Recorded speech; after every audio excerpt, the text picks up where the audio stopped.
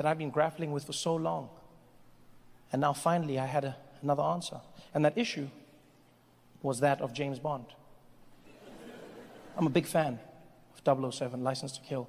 Loved it my whole life. Started with Pierce Brosnan, then went back and watched Connerys and Lazenbys and everyone, all the way through to Daniel Craig. And I love James Bond. And when I found out that Daniel Craig no longer wanted to be James Bond, I was heartbroken. Until I heard that at the top of the list, the potential replacement was a man by the name Idris Elba. And I lost my mind. You can hear the ladies, like, yeah, yeah. And that's what James Bond needs. A ladies' man and a man's man, and Idris has that. He's strong, he's charming, he's got that quiet thing. Oh yeah, Idris Elba, oh yeah. Idris Elba, you could just see him playing the dapper spot. And as soon as it was announced, everyone was excited. Everyone was excited until the comment section of the internet came in. James Bond cannot be played by a black man. And as soon as they said that, the internet exploded. Racism! And immediately that happened. I jumped in. I don't even know what it's about half of the time. I just jump in. You just hear racism and I rep my side. I'm just like, racism, racism! Ah, you guys will explain it later. Racism! And I was in there and I was like, what the hell's going on? And they were like, James Bond cannot be played by Idris Elba because Idris Elba is a black man and James Bond is white. I was like, well, actually, James Bond is a fictional character and so we can play by anyone because it is fiction. And they were like, well, when you think about it, James Bond was based on a real man who was white and so he should be played by a real white man. And I was like, well, that just doesn't make sense because if you think about it, Jesus was technically a black man, but he gets played by a white man.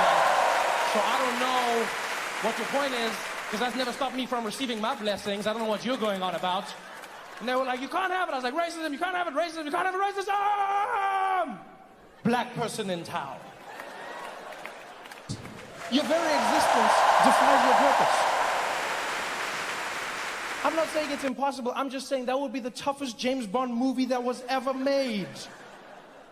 Can you imagine that scene? Idris Elba, James Bond, planting the C4, blowing up the bad guy's leg, jumping on a bike, riding into the town square in Edinburgh. The bad guy's right behind him. They pull out their guns and start shooting. The chase is on. Get it, get it, get it.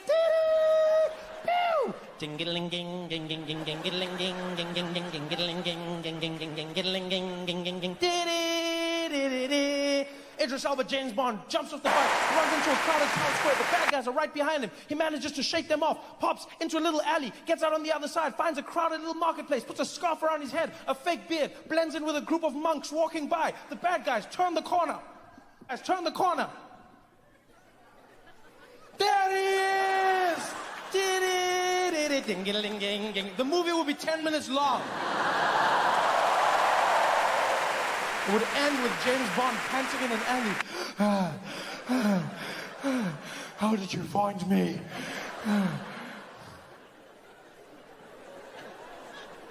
We would lose so many epic scenes. I'll take my martini shaken, not stirred. The name's James Bond? I know.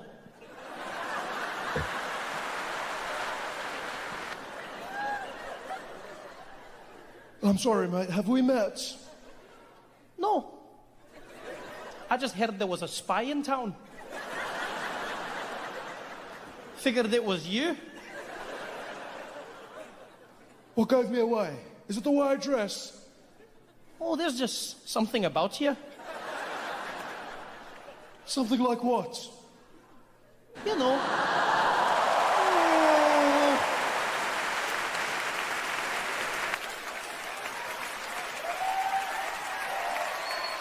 It'll be hard. Scotland was so much fun. Every day I was there, I felt like I was learning something new. I did learn something that I wish to share with you, and I hope you will not suffer the same ills I did. If you do go to Scotland and you are ever offered a drink, don't. Because you see, the Scottish, unlike us, we drink to enjoy. The Scottish drink to die. I used to think the Scottish had an accent. I've now learned that's just centuries of people trying not to throw up. That's all that is. Ah, right, what ya do? Oh, ah. You lad have never had that you treble dragons that go.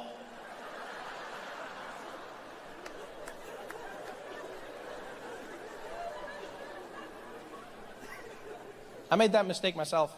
I was doing shows in Edinburgh, and after one of the shows, right shoe on the pillow beside me, and my head pounding. You know, you can hear your heart beating inside your head. And so I get up and I'm like, oh, I feel horrible. And as I stand up, I could feel the vomit coming. I could feel it. Yeah, I could feel it, just like, it did that thing. But I held it. I control that. Because if there's one thing you should know about me is I don't throw up, okay? Let's just get that straight right. I don't throw up. I control myself. When I see people throwing up, I'm like, you're weak. Control yourself. You're weak. This is my body. This is my temple. I control it. The body tried. It was like, whoa. I was like, no. My body was like, come on, man. I got it. I was like, no. Breathe. Had it in check. Went to the kitchen. Started to make some breakfast. And as I poured the milk into the cereal bowl, my body was like, hey, Trevor. I was like, hey, what's going on, buddy? Hey, do you mind if I burp? Of course I don't mind if you burp, buddy. You burp all the time. Yeah, because I'm going to burp right now. Just a standard everyday burp. I was like, I don't know why you're warning me. You never warn me usually when you burp. You usually burp. I just wanted to let you know it's just a burp. You don't have to worry about it. I was like, okay, well, go ahead and burp. It's like, okay, well, here it comes. And my body was like, burp, burp. Yeah, but then I caught it in my mouth. I caught it all in my mouth, though. And, oh, yeah, judge me. Judge me. The only reason you know the taste is because you're alcoholics. You're going to judge me. We've all done that before. And I'll have you know that's the classy thing to do. You catch it in your mouth so you can handle your business in the toilets. The worst part for me is the dry heaving. You know when you're done, everything is finished, but still, like that's when I know that humans aren't as evolved as we think we are. Because your body and your brain at that point are not, there's nothing left. There's nothing there. And still there's nothing there. There's not, and you know, we're all in that position. It's not gracious. No one's looking cool. You know, everyone is there. Like, you're just like, everyone is in that same position. There's no one who throws up in a cool fashion. No one's there like, whoa. No one. Every single one of us, we're reduced to a pile of pain. Oh, it's finished. It's finished. Ow.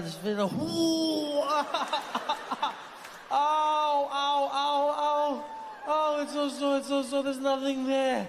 Why don't you realize that? Oh, please, I'm dying. Oh, I'm dying. I don't even know what. And then blood came out. Yeah, not good. So I panicked because I was like, I'm bleeding internally. I need to get to the hospital. Called my friend Mick. I was like, Mick, where are you? He's like, oh, Trevor, I'm at home. What's going on? I said, Mick, I need your help. I think I drank too much last night. He's like, yeah, right, and? I said, and then this morning, I threw up a lot. He's like, yeah, right, and? I said, and then while I was throwing up, blood came out. He's like, yeah, right, and? So and that's it, Mick, blood came out of my mouth. I said, oh, that's too bad, Trevor. So what are you going to do now? I said, I'm going to go to the hospital, Mick. He's like, oh, I don't know if that's necessary. So I had another show. I was horrible. It was a bad show. And afterwards, I leave the venue. And who's standing outside waiting for me? My good friend, Mick. And he's like, Trevor, how was your show? I said, it was horrible, Mick. It was horrible. I thought I was going to die. He's like, oh, that's too bad. You want to go talk about it over a pint? I said, what, Mick? He's like, yeah, let's go grab a weed. There's no weed, nothing here, my friend. There's no we ever again. He's like, what are you talking about? I said, Mick, I thought I was going to die. I'm not going to drink. He's like, don't be like that, Trevor. It's just one bad day. I have found the pussy to be one of the strongest things I have ever come across in my life.